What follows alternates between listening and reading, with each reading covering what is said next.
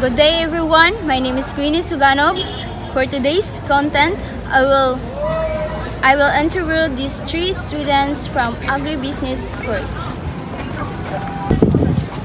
Kanang maayo mo to sa inyo ha, pwede mo interviewon? Sure. Kanang una ninyo, pwede ninyo unahon ninyong pangalan, paila-ila sa atong viewers. Hi guys, I'm Liam Magbanwa. Hi, I'm Marjon M. De La Peña. Wow. I'm Marley Joy T. Gomez. So, asa mo dapit nga kanang unsa inyong course? BS Agribusiness. So, napoy nga nang pangutana no, kanang okay ra? Sige. Bahin sa inyong sa inyong course. So, ang unang nga pangutana ba kanay ba inyong course is inyong yung choice or napamoy mga kanang gusto gyud nga dapat kato inyong gusto nga course nga kwaon? Ikaw?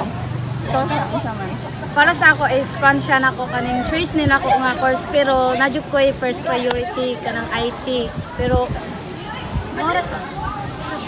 simple siya is najuk ko first nga priority. Sa ko po, first priority ang engineering. Then, hotdan mo kong slot, mong kini na lang agribusiness ang ira. So, based sa inyong giingon, kay dili man gyud ninyo priority nga course. Kanang lisod ba kani nga course nga inyong gikuha karon? Para sa inyo lisod ba? Okay lang. Madala ra gyapon. Ikaw, okay ra sa'yo? Para sa ako kay lisuran ko. Pero kayahon ra. Kay mo nang may kuan nimo nga course na kuan ro. Sa ko po, gina-challenge gina akong kagalingon para ma-embrace gini ako ang course. Kanang sa kuan karon, wala ba mga financial na ginaunsa man ninyo pagkuan? Pagutahay wala na may financial, wala Sa financial. Oo. Sa kuha kay kung pwede magbaktas ka.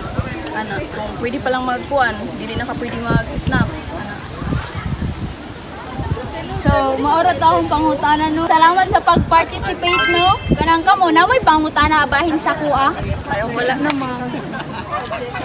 So, that's all guys for today's content. Okay, let's call it a day. I hope you enjoyed this video. Thank you for watching.